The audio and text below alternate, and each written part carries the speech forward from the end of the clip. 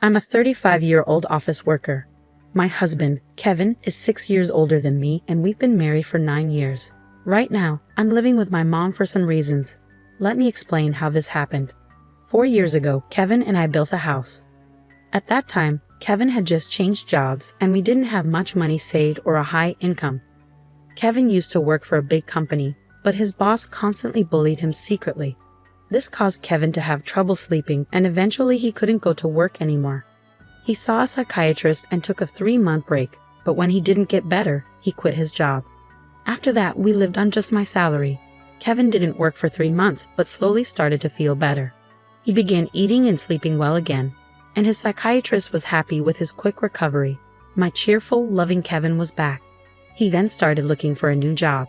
His experience at the big company helped, but finding a job was hard because he left his last job due to mental health issues.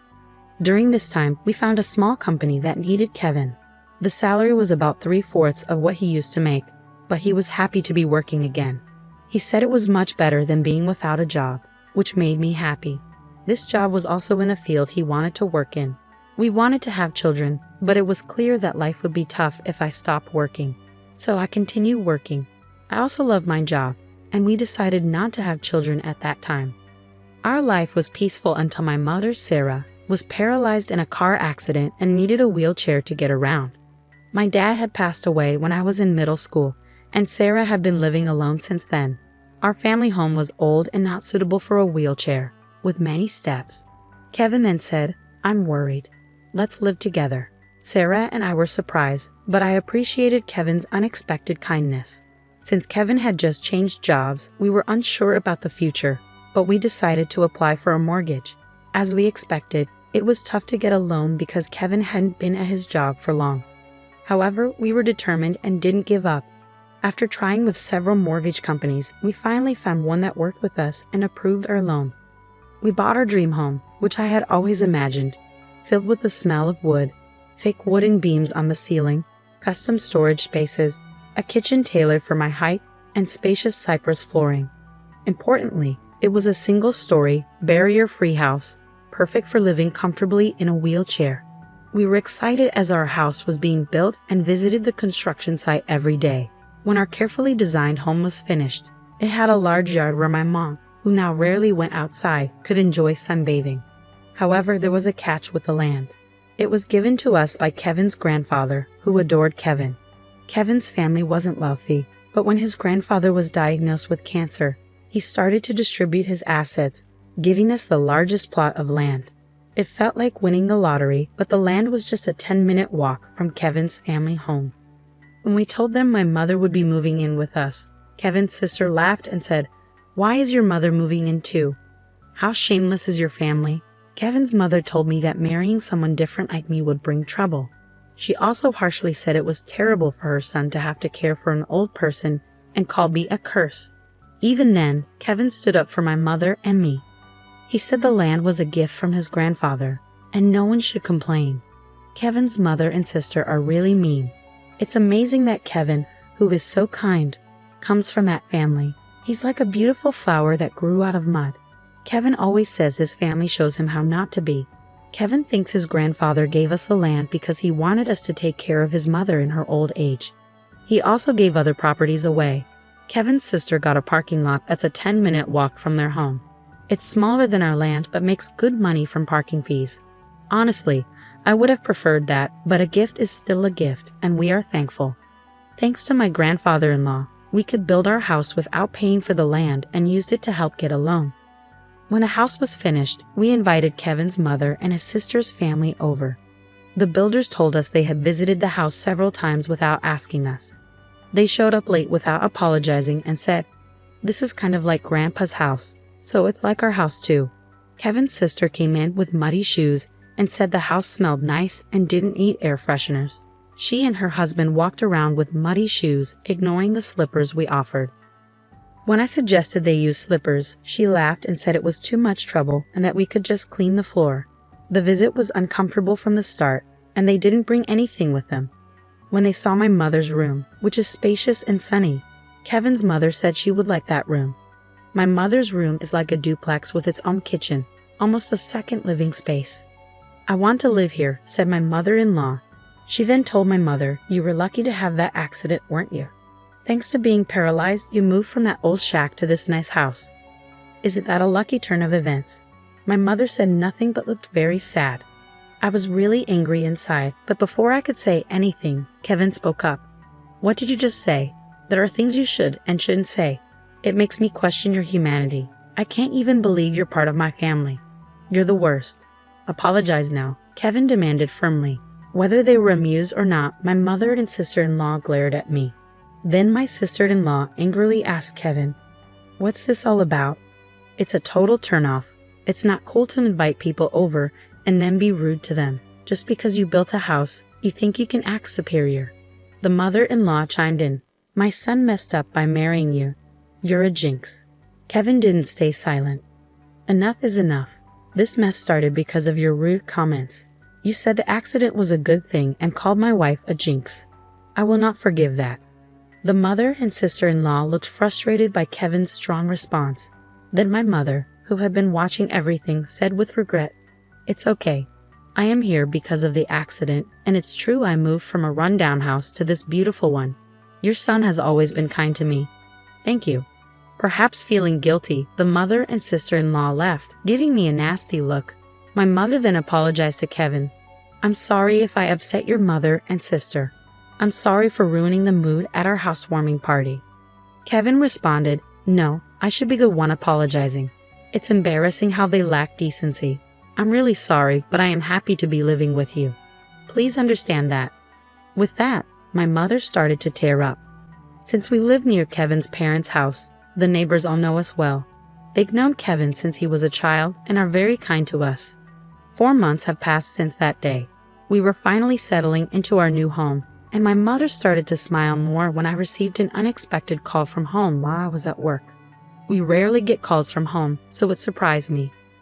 My bad feeling was right. My mom, sounding very upset, called to tell me something awful. Kevin had collapsed at work. I was shocked and spoke to my boss right away, then rushed to the hospital. On the way, I tried to stay calm by imagining that Kevin would be okay when I got there, joking around like always. But when I arrived, it was a shock to see him with so many tubes attached to him. We had planned to go to a movie that weekend.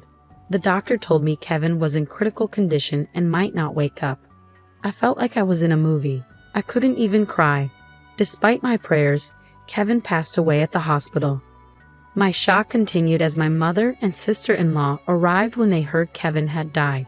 My sister-in-law accused me harshly, asking if I had poisoned him or if I was after his life insurance. My mother-in-law also blamed me, saying bad things always happen around me and calling me a jinx. I was too sad to respond. Then my own mother arrived in a care driver's taxi, crying over Kevin's death, which finally made me cry too. We both sobbed loudly. My mother-in-law rudely told us to stop the fake crying. She said Kevin had changed because of me and that she didn't want to see us ever again. Then she left the hospital. A funeral director came to organize Kevin's funeral, and we went to the funeral home. Kevin had died from a brain hemorrhage, which was hard to believe since he was fine that morning. When I told my mother-in-law the funeral plans, she coldly said she wouldn't come because Kevin always sided with my mother and me. She said her daughter wouldn't come either. Many of Kevin's co-workers and friends came to the viewing, but neither my mother-in-law nor my sister-in-law and her husband were there. Many attended the funeral, and it was clear that Kevin was deeply loved. Many people cried for him. It was hard, but maybe this is just the kind of people his family were. I was happy to spend the whole day with those who truly missed my husband. After Kevin's death, I got an email from my mother-in-law, but it was inappropriate, so I didn't reply. She was asking about the life insurance money and kept emailing because I didn't respond. Eventually, she claimed she had a right to it. I chose to ignore it because I wasn't ready to deal with that. When we got home, I noticed a light on inside, which was odd. My mother, Sarah, was confused and thought we had turned off all the lights. I figured maybe I forgot because I was so upset. I told her it was understandable given the situation, and I unlocked the door. When we entered, we could hear the TV, which was very strange. Inside, we found my sister-in-law and her husband sitting there. I was so shocked I couldn't even speak. The living room was full of unfamiliar furniture and boxes. We had no idea what was happening. My sister-in-law said, "Why did you just barge in here?" "Well, it's your first time, so I'll let it slide. We're taking this house. We sold your stuff, so leave." My mother and I were completely shocked. I asked where our furniture and belongings had gone, and she casually said a resale company came and took everything, claiming we had good furniture and they got a good price for it. They bought new furniture with that money, saying, "Who wants furniture that a dead person used? It's bad luck." She added that she cared about such things and our stuff was packed in boxes. She even remarked that we must be minimalists or just poor because we had so few things. The furniture was carefully chosen by my husband and me. I couldn't forgive them for this.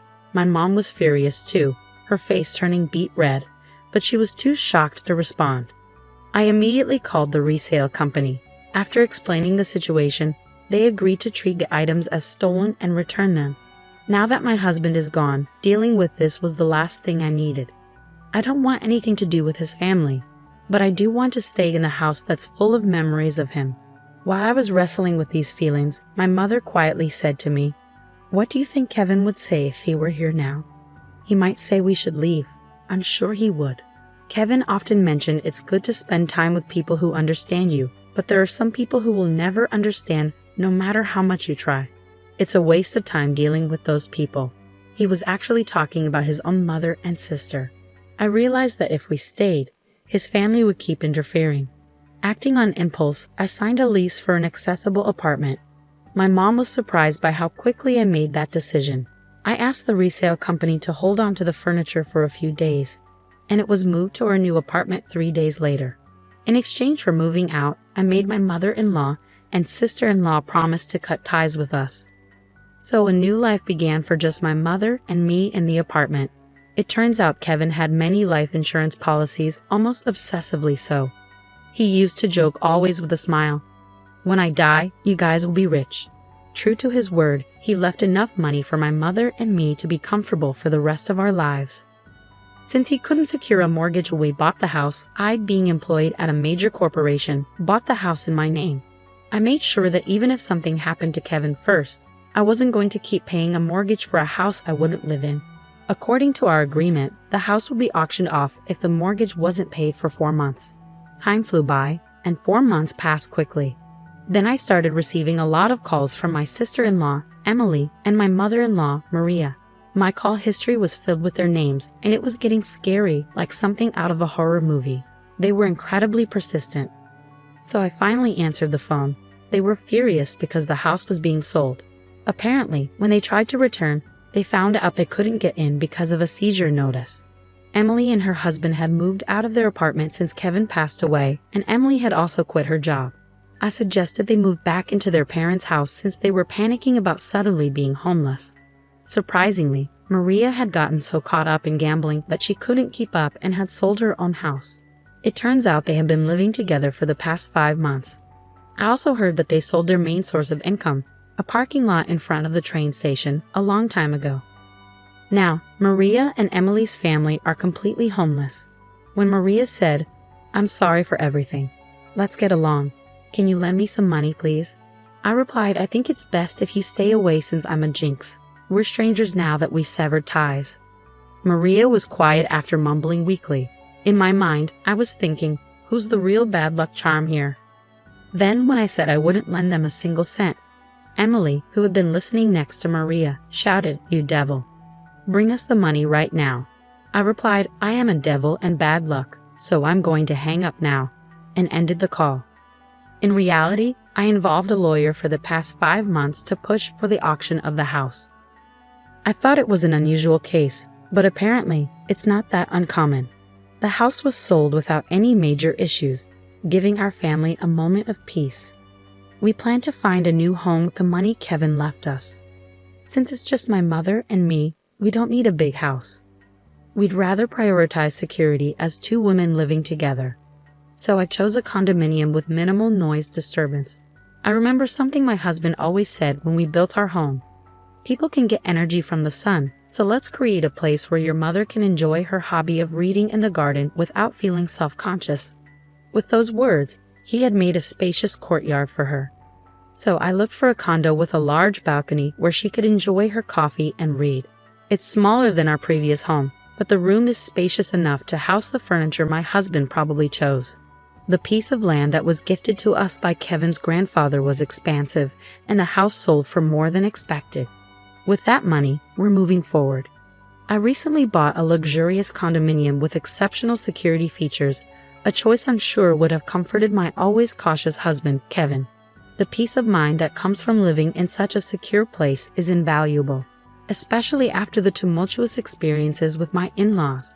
Life has taken a dramatic turn since Kevin passed away. Amidst my grief, I've been dealing with the fallout from his family's actions, which frankly has been draining. Following the auction of the house, Kevin's mother, Maria, and his sister found themselves without a place to live. Despite their desperate attempts, including trying to borrow money from neighbors, they couldn't secure any financial assistance and ended up in public housing. Living in public housing, they continued their old habits, causing disturbances that have started to concern the community. For instance, they recently had a barbecue on their small balcony, an act that left many locals in disbelief given the limited space and safety concerns. Such thoughtlessness seems typical of them and reflects the disregard they've always shown for others' comfort. Moreover, their financial difficulties appear to have led to frequent loud arguments that disrupt the nightly peace, an auditory testament to their ongoing strife. My sister-in-law's husband has since left, leaving just her and Maria to fend for themselves. Their situation is a stark contrast to the quiet, stable life I now lead with my mother. We're both two-person households, but while my home is a sanctuary, theirs is a source of constant conflict and unease. It's become so disruptive that neighbors are banding together, hoping to evict them to restore some semblance of peace. It's a harsh reminder that no matter where you go, being a nuisance can make you unwelcome. Reflecting on these events, I realize how the phrase, "what goes around comes around," rings true. My goal is to live quietly and peacefully, distanced from the embarrassing turmoil associated with my former family. I believe Kevin watches over us, perhaps with mixed feelings about the chaos his family continues to perpetuate in contrast to the tranquility he loved during his life.